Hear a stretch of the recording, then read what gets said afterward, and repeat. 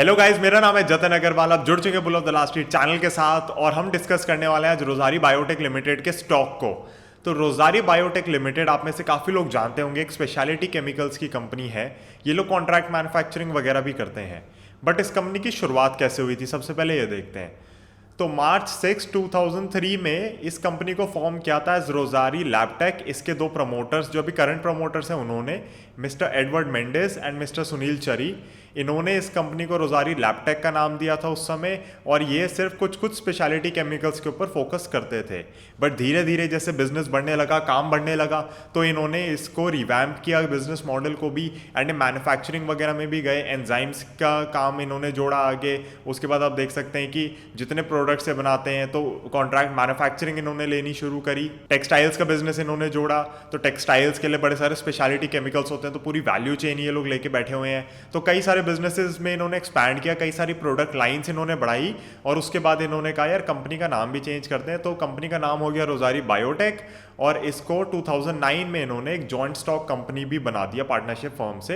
And आप लोगों को पता ही है रोजारी बायोटेक की रिसेंटली बहुत स्टेलर लिस्टिंग हुई थी एंड इसने अपने निवेशकों को काफ़ी अच्छे से रिटर्न्स कमा के दी हैं। तो गाइस अब थोड़ा सा प्रमोटर्स के बारे में जान लेते हैं। तो प्रमोटर्स हैं mister Edward Mendes and mister Sunil Chari, and दोनों ही टेक्नोक्रेट्स हैं, दोनों ही इसी फील्ड के हैं, दोनों ही बहुत ही टाइम से इस फील्ड के अंदर है। क्यूमुलेटिव एक्सपीरियंस में अगर आपको बताऊंगा तो 45 ईयर्स से ऊपर का क्यूमुलेटिव एक्सपीरियंस है। एंड मिस्टर एडवर्ड मेंडेस जो है वो तो क्लेरियंट इंडिया लिमिटेड के साथ भी काम कर चुके हैं पहले। तो डेफिनेटली दोनों ही इसी फील्ड के हैं। ये एक हमें बात बड़ा कंफर्ट देती है कि जो लोग जिस फील्ड के अंदर हैं उसी के अंदर कंपनी स्टार्ट करके उसी के अंदर बिजनेस अच्छे से रन कर रहे हैं। तो गाइज अब हम चलते हैं इनके बिजनेस के ऊपर, बिजनेस मॉडल के ऊपर। तो इनका बिजनेस डिवाइडेड है 3 मेन कैटेगरीज में। सबसे पहली कैटेगरी हो जाती है home personal care and performance chemicals की कैटेगरी। तो इसके अंदर नाम से आपको समझ आ रहा होगा कैसी चीज़ें होंगी। जैसे कि मैंने आपको बताया कि कॉन्ट्रैक्ट मैन्युफैक्चरिंग वगैरह बहुत ज़्यादा करती है रोजारी, तो ऑब्वियसली इसके अंदर आप देख सकते हैं सोप्स हो गए, डिटर्जेंट्स हो गए, हैंड सैनिटाइजर्स हो गए, मतलब ये सारी चीज़ें ये लोग मैन्युफैक्चर करते हैं। एंड कहीं ना कहीं इनको बहुत बड़ा बूस्ट मिला है कोविड के टाइम पे। इस सेगमेंट के मार्जिन्स बहुत एक्सपैंड हुए हैं, इस सेगमेंट से रेवेन्यू बढ़ा है, प्रॉफिटेबिलिटी बढ़ी है, बट वो 100% सस्टेनेबल नहीं है। तो एक चीज़ जो मैनेजमेंट ने बार बार कही है वो यही है कि कहीं ना कहीं देखिए एक शिफ्ट तो आया है। अगर आज आप लोग सोच रहे हैं कि सैनिटाइजेशन जो आप यूज़ कर रहे हैं, जो सैनिटाइजर्स आप यूज़ कर रहे हैं बेसिकली, वो आप सिर्फ कुछ टाइम तक के लिए यूज़ करेंगे, ऐसा नहीं है। तो हो क्या गया है कि एक मेंटल शिफ्ट आ रहा है ह्यूमंस के अंदर कहीं ना कहीं। बहुत लोग जो आज तक हाथ धो के खाना नहीं खाते थे, आज साबुन से हाथ धो के खाना खा रहे हैं। मतलब पानी से हाथ नहीं धोए उन्होंने आज तक खाना खाने से पहले, आज साबुन से 20 सेकेंड्स हाथ धोते हैं और फिर खाना खाते हैं। तो कहीं ना कहीं एक शिफ्ट आया है और ये शिफ्ट बहुत पॉजिटिव है। तो आपने खुद से नोटिस किया होगा कि जो छोटी छोटी बीमारियां वो इतनी नहीं दिख रही इन दिनों लोगों को, और कई सारी बीमारियां जो छोटी छोटी हैं उनके केसेस बहुत कम हो गए हैं। ऐसा नहीं है रिपोर्ट नहीं हो रहे केसेस या लोग जा नहीं रहे, लोग बीमार पड़ना कम हो गए हैं। क्यों? क्योंकि लोग हाथ ज़्यादा धो रहे हैं। मोस्टली आप जो बैक्टीरियाज अपने इनटेक करते हैं, जो खराब बैक्टीरियाज होते हैं, वो ऐसे ही होता है कि आप खाना खा रहे हैं या कुछ आपने चीज़ें उठा रखी हैं और उसके बाद आप खाना खा रहे हैं, तो सीधा आपका हाथ से कांटेक्ट जब माउथ की ओर जाता है तो काफ़ी बैक्टीरियाज फूड के साथ या पानी के साथ या किसी ना किसी तरीके से ट्रैवल कर जाते हैं आपकी बॉडी के अंदर। तो अगर लोग हाथ धो रहे हैं तो बैक्टीरिया ट्रैवल ही नहीं कर पा रहे। तो कहीं ना कहीं एक पॉजिटिव शिफ्ट आया है, और ये पॉजिटिव शिफ्ट देखिए 100% सस्टेनेबल तो नहीं है। अब जैसा कि हम देख रहे हैं कि अगर कोविड खत्म हो जाता है तो डेफिनेटली मास्क तो लोग नहीं पहनने वाले ना पूरे टाइम।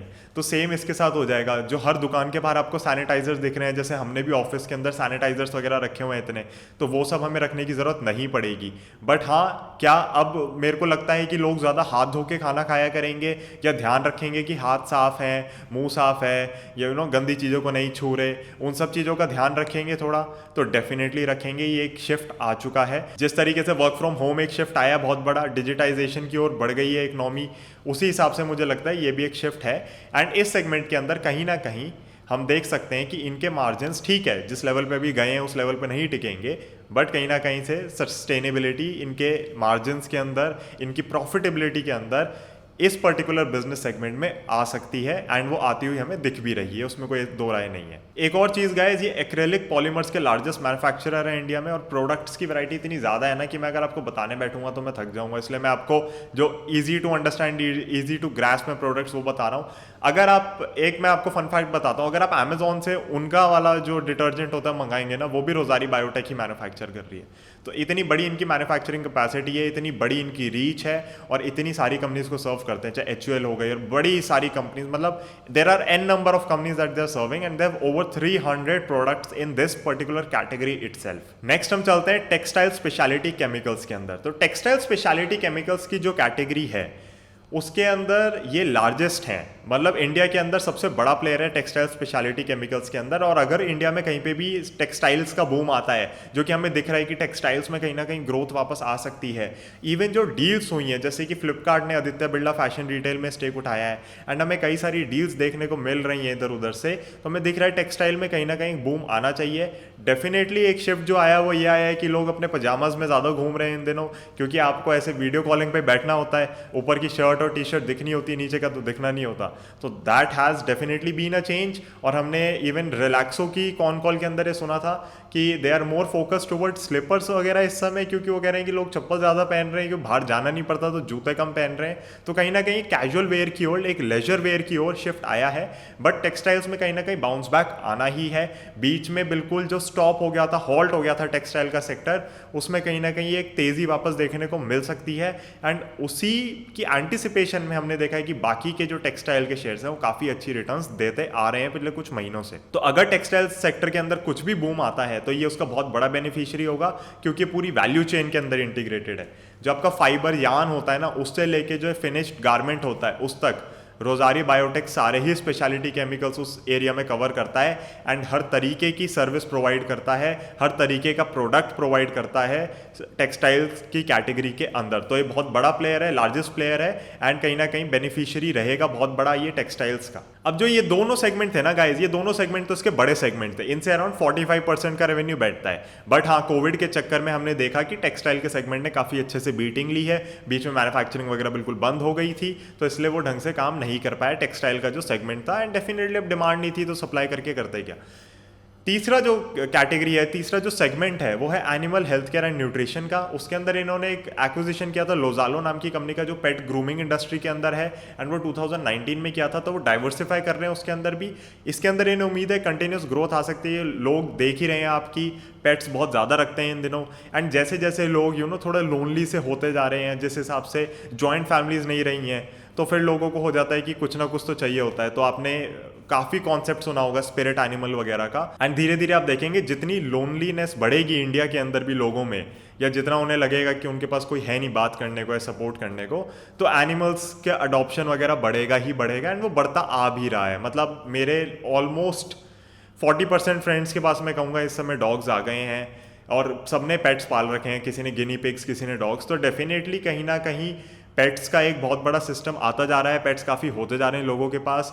इवन हम जिस पिछली सोसाइटी में रहते थे, तो सोसाइटी ने एक अडॉप्ट कर रखी थी डॉग, एंड हम भी उसको रोज़ दूध पिलाना है, उसके बिस्किट्स वगैरह मंगाए, तो मतलब ये सब चलता ही रहता है। तो पेट ग्रूमिंग इंडस्ट्री हो गई, या हेल्थ केयर इंडस्ट्री हो गई, न्यूट्रिशन की इंडस्ट्री हो गई, तो ये सारी बहुत ही एक ग्रोइंग इंडस्ट्री है। इसके अंदर डिमांड की मुझे नहीं लगता कोई दिक्कत आनी चाहिए। एज ऑफ मार्च 31, 2020 इनका रेवेन्यू उस सेगमेंट से अराउंड 10% का रहा है, जो नेट रेवेन्यू इनका 100% अगर हम माने तो ऑलमोस्ट 45 एंड 10 का ब्रेकअप हम मान के चलिए, 2-3% ऊपर नीचे। तो ये इनका सबसे छोटा सेगमेंट है, नया सेगमेंट भी है इनका। अब इसके अंदर हम देखते हैं कि गाइस कौन से सेगमेंट है जिसमें एक्सपेंशन बहुत ज़्यादा आ सकता है। जो आपका पर्सनल केयर का है, जो आपका सैनिटरी वाला सेगमेंट है, उसके अंदर तो डेफिनेटली ग्रोथ आनी ही आनी है। उसके अंदर ग्रोथ हमें दिख भी रही है, बिकॉज क्या होता है, आप कंपटीशन को भी चोक करने लग जाते हो। अगर आपके पास इतनी अच्छी मैन्युफैक्चरिंग कैपेसिटी है, एक एफिशिएंट मैन्युफैक्चरिंग लाइन है, एग्जिस्टिंग कस्टमर्स हैं, तो फिर आप कंपटीशन को भी चोक करते हो, एंड कहीं ना कहीं पे हमें दिख रहा है कि ये वाला सेगमेंट अच्छे से ग्रो करेगा। नेक्स्ट हो जाता है टेक्सटाइल का सेगमेंट। तो टेक्सटाइल के सेगमेंट में मुझे ऑनेस्टली लगता है कि एक बार को तो बूम आएगा, क्योंकि टेक्सटाइल का बूम एंटिसिपेटेड है। अब अगेन बहुत लोग कहते हैं कि हाउ आर यू जजिंग कि आएगा बूम, तो यार स्टॉक मार्केट मुझे बता रही है, जो स्टॉक्स टेक्सटाइल के सेगमेंट के हैं मुझे दिख रहे हैं कि कहीं ना कहीं उनमें एक बुलिशनेस आ रही है बहुत ज़्यादा।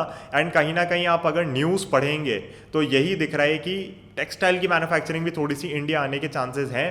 एंड अगर ऐसा होता है तो एक रिपल इफेक्ट आता है, ट्रिकल डाउन इकोनॉमी जो हमने पढ़ा है सब लोगों ने, स्कूल में पढ़ा है, कॉलेज में पढ़ा है, तो बेसिकली कहीं ना कहीं इम्पैक्ट आता ही है इन चीज़ों का।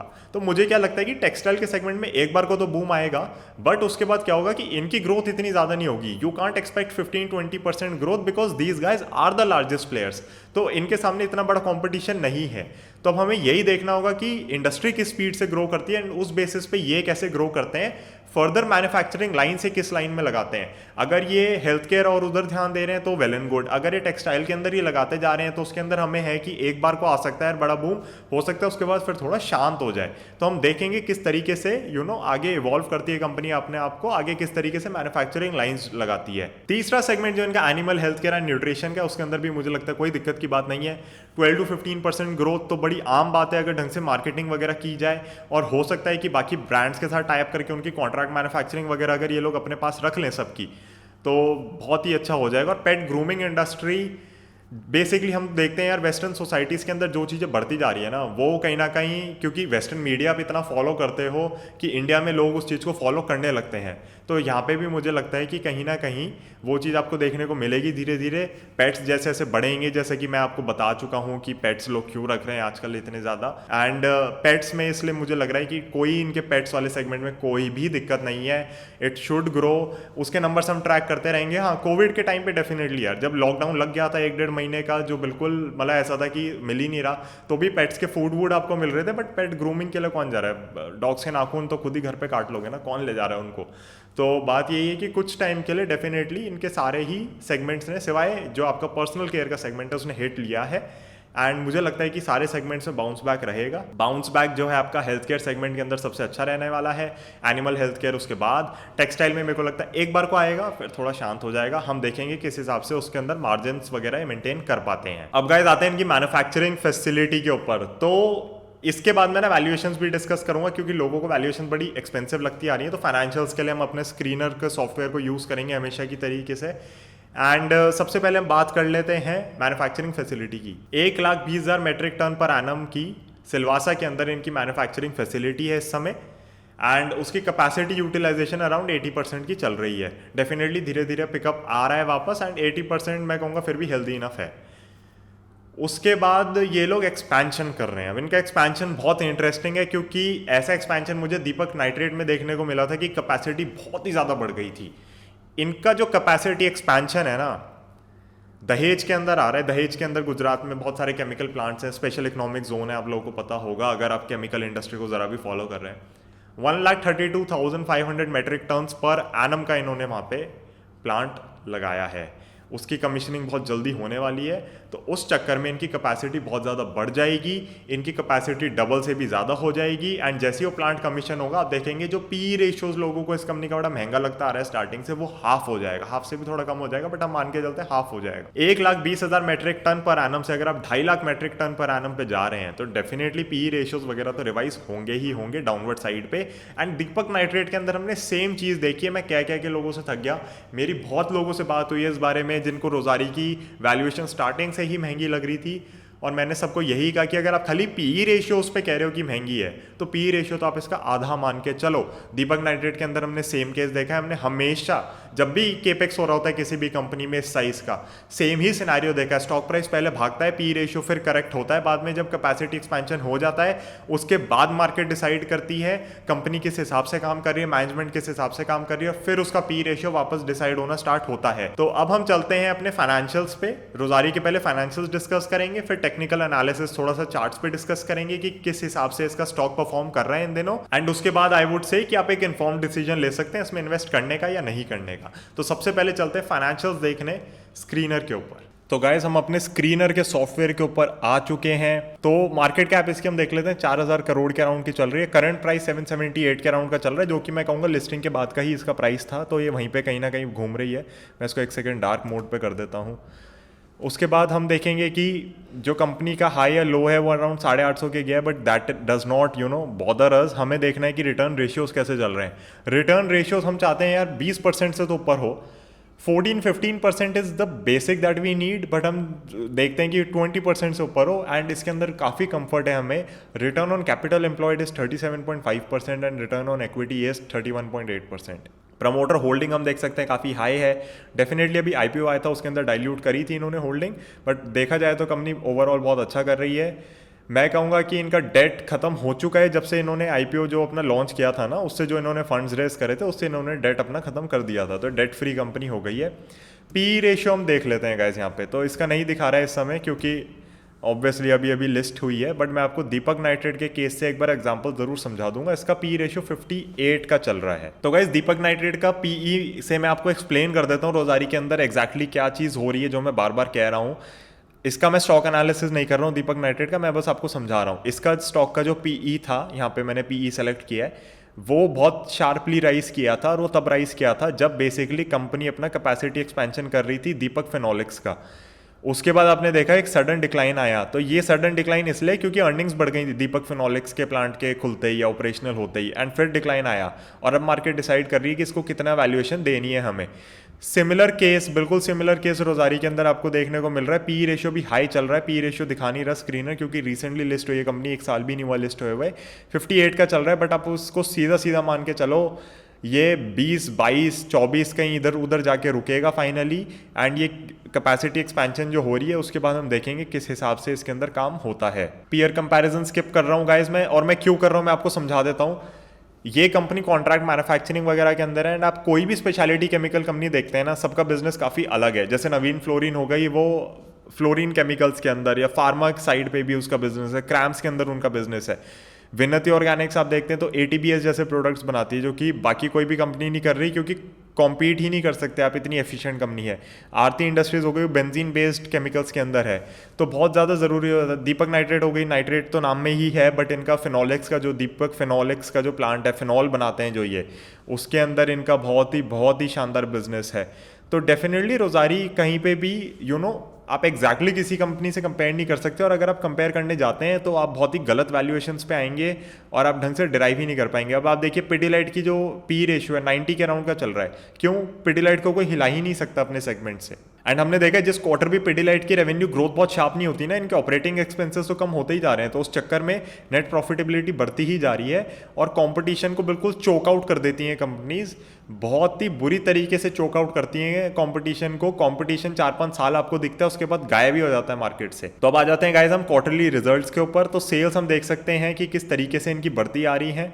हम यहाँ पे देख पा रहे हैं कि एक्सपेंसेस वगैरह किस हिसाब से चल रहे हैं। ईयर ऑन ईयर हमने देखा कि जो जून में इन्होंने नंबर्स आए थे, जो Q1 FY21 के नंबर्स थे, उसके अंदर डिक्लाइन था ईयर ऑन ईयर अगर हम कंपेयर करें, बट इन्होंने वापस ग्रोथ पकड़ ली और बहुत अच्छे से ग्रोथ पकड़ी है Q2 से। एक्सपेंसेस हम देख रहे हैं, एक्सपेंसेस काफ़ी इनके कांस्टेंट से चल रहे हैं। ऑब्वियसली जिस क्वार्टर में काम ही नहीं था उसमें प्लांट बंद है तो एक्सपेंसेस कम होंगे। ऑपरेटिंग प्रॉफिट मार्जिन हम देख सकते हैं which is healthy. I would like things to be above 20%, but हम देख रहे हैं कि हाँ हायर टीन्स, या मैं कहूँगा कि ये 22 जो था ये आपका ऑब्वियसली उस चक्कर में था कि आपका जो हेल्थ केयर का सेगमेंट था या सैनिटाइजेशन वाला सेगमेंट था, पर्सनल केयर का सेगमेंट था, उसने बहुत अच्छी ग्रोथ दिखाई थी, उसमें मार्जिन बहुत स्पीड से एक्सपैंड हुए थे। बीच में आपको ध्यान होगा सैनिटाइजर्स के प्राइसेस ही बहुत बढ़ गए थे। नेक्स्ट हमारा आ जाता है जो हमें गाइस देखना है, नेट प्रॉफिट कितना आ रहा है। तो नेट प्रॉफिट अच्छे से कंपनी डिक्लेयर कर रही है, इसमें कोई भी दिक्कत नहीं आ रही है हमें, बिल्कुल इनकी सेल्स वेल्स में कोई दिक्कत नहीं मिली है। कंपनी को मैंने बहुत ढंग से स्कैन किया हुआ है, मेरे को इसके अंदर कोई भी दिक्कत नहीं मिली। एंड आप में से काफ़ी लोगों को पता होगा अगर आप चैनल फॉलो कर रहे हैं तो आईपीओ में मुझे अलॉटमेंट भी आई थी एंड उसके बाद मैंने इसमें पोजीशन ऐड करी थी। बैलेंस शीट आप इसकी देख सकते हैं गाइस, बैलेंस शीट में मुझे कुछ ऐसा लगा नहीं आप लोगों से डिस्कस किया जाए। एक बार इनका कैपेसिटी एक्सपेंशन पूरा हो जाए उसके बाद डेफिनेटली देखेंगे कि दो प्लांट्स हैं तो किस हिसाब से चल रहे हैं। डेटर डेज भी हम देख रहे हैं कि 61 से 57 है, काफ़ी फ्लैटिश है, उसमें कोई दिक्कत नहीं है। और स्टेक हम देख लेते हैं गाइस किसके पास कितना है। तो प्रमोटर्स के पास डेफिनेटली 72.5% आप मान लो, और इन लोगों के पास ही है, बेसिकली दोनों प्रमोटर्स के पास ही है और उन्हीं की ट्रस्ट और वो बनी हुई है। एफआईएस के अंदर गोल्डमैन सैक ने काफ़ी बड़ा स्टेक उठा रखा है 1.3% का, और डायरेक्ट इंस्टीट्यूशनल इन्वेस्टर्स में SBI small cap fund which is a beautiful mutual fund, और बाकी आप देख ही सकते हैं कि किस किस ने लगा रखा है। पब्लिक में ज़्यादा इसके शेयर्स हैं नहीं।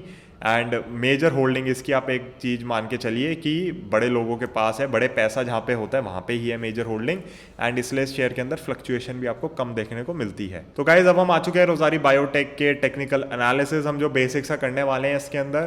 तो आप देख सकते हैं कि शेयर प्राइस काफ़ी रेंज बाउंड चल रहा है, ज़्यादा ऊपर नीचे नहीं जा रहा। जब से लिस्ट हुआ है इसके अंदर कुछ खास मूवमेंट नहीं आई है, एंड इसके अंदर मेरे को बस एक अपवर्ड ट्रेजेक्टरी सी दिख रही है शेयर की, और कुछ भी नहीं है। मेरे को इसके चार्ट्स के अंदर हम ज़बरदस्ती कुछ लगाने नहीं वाले बैठ के, जब कुछ दिख ही नहीं रहा है। बहुत ही स्टेबल चल रहा है इसका चार्ट, इसमें मेरे को कोई दिक्कत नहीं लग रही है। अपर एंड डेफिनेटली जो ये इसने बना रखी है 850 के अराउंड की, इसको एक बार काटेगा तो हमें ऊपर जाता हुआ दिखेगा। ये इस पोजीशन के अंदर कहीं पे भी सेटल हो जाए, किसी भी रेंज के अंदर एक बार सेटल हो जाए तो सेंस बनती है, बट इसका चार्ट ही इतना छोटा है कि आपको इसके अंदर कुछ खास अभी देखने को नहीं मिलेगा। सो गाइस मेरे हिसाब से मैंने आपके साथ सारी ही इंपॉर्टेंट चीज़ें इस कंपनी के बारे में डिस्कस कर ली हैं। आई hope you really like this video, and कोई भी फंडामेंटल्स अगर आप देखना चाहते हैं तो आप स्क्रीन पे देख सकते हैं, और मैं टेक्निकल एनालिसिस के लिए आप लोगों को दिखाने के लिए नॉर्मली ट्रेडिंग व्यू यूज़ करता हूं, तो आप उन सॉफ्टवेयर्स को फ्रीली यूज़ कर सकते हैं। Every software is free to use. I hope you guys like this video, and मैं ऐसी स्टॉक एनालिसिस की वीडियोज़ लाता रहूँगा। Next video is on Larsen and Toubro Infotech, और उसके बाद कैपेसिटी इंफ्रा प्रोजेक्ट्स के ऊपर वीडियो आ रही है। तो डेफिनेटली जो मेरा वादा है आप लोगों से, 2 stock analysis videos every month starting from November, तो वो आती रहेंगी। एक ये आई है आपके लिए 16 नवंबर को, एंड अगली video definitely end of this month तक आ जाएगी लार्सन एंड टूब्रो इन्फोटेक के ऊपर, और उसके बाद हम सिंपली डिस्कस करेंगे अपनी कैपेसिटी, और फिर से कम्युनिटी टैब के अंदर मैं डाल दूंगा, वहाँ पे वोट कर सकते हैं कि अगला स्टॉक एनालिसिस आपको उसके बाद किसका चाहिए। So thank you so much for watching this one. I see you in the next one. I hope कि आप लोग की दिवाली बहुत अच्छे से बीती हो, आप लोग सब सेफ हों, ये कोरोना वायरस का जो टाइम चल रहा है इससे हम लोग सब बचे रहें, हेल्दी रहें, एंड बस मेरी यही प्रार्थना है कि हमारी हेल्थ, वेल्थ, फैमिली सब अच्छी चलती रहे। So thank you so much once again, and I will see you in the next one. Bye.